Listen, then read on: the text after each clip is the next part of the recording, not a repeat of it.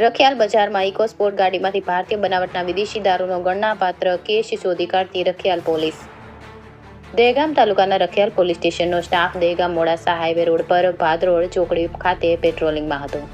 દરમિયાન ખાનગી રીતે બાતમી મળી હતી કે એક ગાડીનો ચાલક ગાડીમાં વિદેશી દારૂ ભરીને મોડાસા તરફથી દહેગામ તરફ જનાર છે.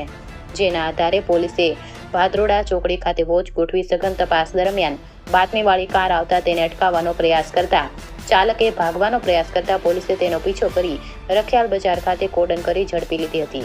ચાલક અને અન્ય ઇસમનું નામ પૂછતા વી.કે. શશિકાંત ઝાએ બ્લોક રતરાજ ગ્રીન, નાના ચિલોડા રિંગ રોડ, અમદાવાદ શહેર હોવાની ઓળખ આપી હતી.